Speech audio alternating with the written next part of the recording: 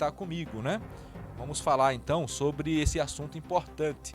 É sem dúvida um momento também muito oportuno para falarmos sobre os cuidados que precisamos ter contra as fake news. Então você que está nos ouvindo e nos assistindo, como você pode identificar que coisas é necessário prestar atenção para identificar uma fake news? E aí a fake news você não retransmite ela. Recebeu informação pelo WhatsApp, não retransmite essa informação até ter certeza de que é uma informação confiável, certo? Se não tiver certeza que é uma informação confiável, o que é que você faz? Você descarta ela, descarta essa informação, certo?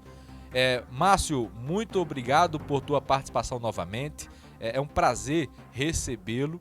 E aí a minha primeira pergunta para você qual é as consequências ruins das fake news? Qual é o perigo, né, das fake news e por que temos que nos proteger? Boa tarde, Márcio. Boa tarde a todos e a todas, a quem está nos assistindo pelas redes sociais, né, o Instagram, Facebook, WhatsApp. É um tema muito relevante na atual conjuntura, Ricardo, porque o fenômeno da fake news é um movimento social, mas a gente precisa atentar, é um movimento social dentro do ambiente digital. A sua pergunta é pertinente, mas é preciso levar em consideração, primeiro, quando é que esse fenômeno ele se prolifera na sociedade e a partir de que contexto político e social ele se manifestou de forma tão grande e avassaladora que atingiu as nossas vidas como um todo. Tanto quem mora na zona rural, quem mora na cidade, quem mora fora do país. Por exemplo, do ponto de vista histórico, a desinformação ela não acontece agora. Ela já aconteceu no século XVIII, na Inglaterra, e recentemente, como fake news, como notícia falsa, ela se manifesta a partir de um movimento político de caráter conservador e digital, sobretudo no ano 2016, no contexto da política estadunidense, ali com Donald Trump. Ponto. Respondendo a sua pergunta, quais são os efeitos que as fake news provocam em nossas vidas? É preciso atentar que ela atinge 4 questões fundamentais na vida de qualquer pessoa. Em relação à atitude, na parte cognitiva do nosso cérebro, a nossa racionalidade, os nossos comportamentos e os nossos sentimentos. A fake news ela atinge sobremaneira esses 4 pilares que é composto um ser humano. Muito bem, Márcio, muito bem. E como então, o que precisamos analisar? O que nós precisamos, quando recebemos uma informação, por exemplo, quando vemos uma informação num site de notícia, ou quando vemos em algum grupo de WhatsApp, o que é importante é a gente analisar para poder começar a fazer essa análise, né? Essa observação se é uma fake news ou não. Pronto, pergunta muito boa, importante e extremamente inteligente da sua parte, porque isso é o que a gente precisa se apropriar desses critérios ou desses instrumentos necessários. Então, quais seriam os critérios que nós, seres humanos comuns, precisamos se atentar? Primeiro, considerar a fonte, ou seja, verificar o site, a plataforma, e de onde está sendo publicada. Quem publicou? Essa fonte é segura? Esse é o primeiro critério que a gente tem que usar. Qual é o segundo critério? Checar o autor, verificar se esse autor tem credibilidade sobre o assunto, sobre a temática, e se de fato ele existe. Essa é a primeira questão. A segunda questão. A terceira é checar a data da publicação. Quando é que foi publicada essa notícia? Quando foi publicada essa informação? Será que essa informação ela ainda existe? Será que ela é verdadeira? Quando eu falo checar informações e notícias, por exemplo, do ponto de vista informacional, a informação ela perdura, o tempo de duração são 10 anos. Aí, de acordo com os pesquisadores, especialistas na área. Esse é o terceiro. O quarto critério que nós temos que utilizar para identificar fake news, informações falsas, é checar os próprios preconceitos existentes que cabe a gente. O que é que significa isso? Significa dizer que cada indivíduo tem uma crença, tem uma percepção, tem um pensamento, um ponto de vista. Será que aquele ponto de vista que veio nessa fake news não afeta a gente? Se a gente compartilhar ela, não vai afetar a vida das pessoas? Isso significa um comportamento ético, moral e político da nossa parte.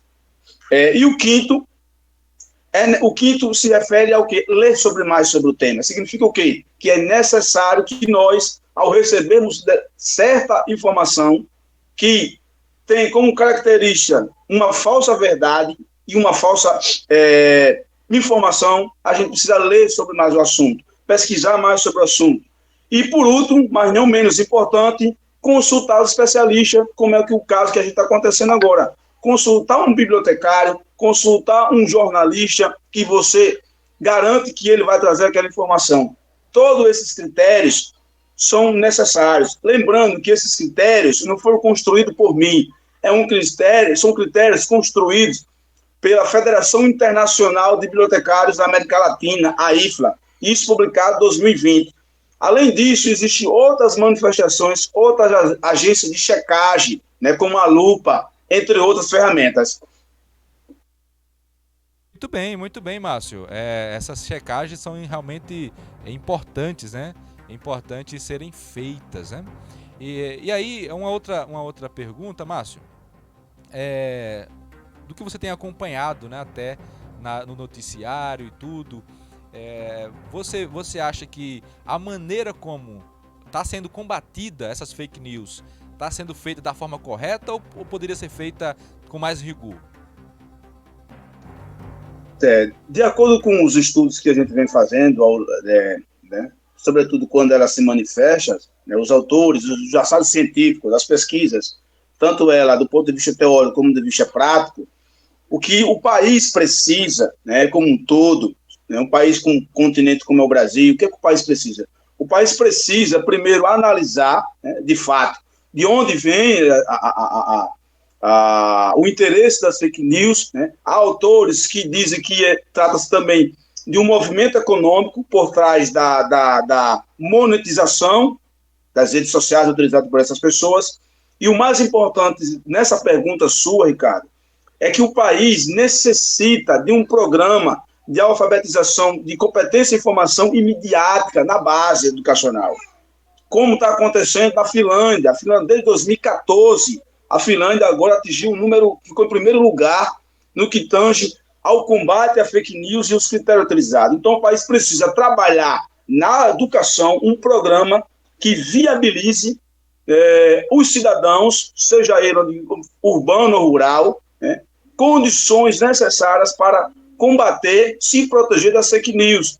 Nesse sentido, precisa trabalhar programas educacionais em parceria com o governo federal, governos estaduais e governo municipal, para formar e qualificar pessoas dentro desse cenário, porque é um movimento global, não é local. A fake news ela vem caminhando e ganhando a evidência de que não vai acabar. Né? Por quê? Porque há pessoas ainda consumindo. E o que é que ajuda esse consumo? A penetrabilidade da internet. Né? Uma das redes sociais mais utilizadas para isso foi o WhatsApp, né? Porque o WhatsApp possui subgrupos. Cada pessoa está num grupo ou 3 grupos. Então, quando você compartilha essa informação, vou dar um exemplo, quando houve a invasão do Capitólio, em menos de 3 horas, o mundo já sabia o poder que se tem de proliferar, de se manifestar isso, que, na verdade, isso é um problema de ódio social e, sobretudo, política.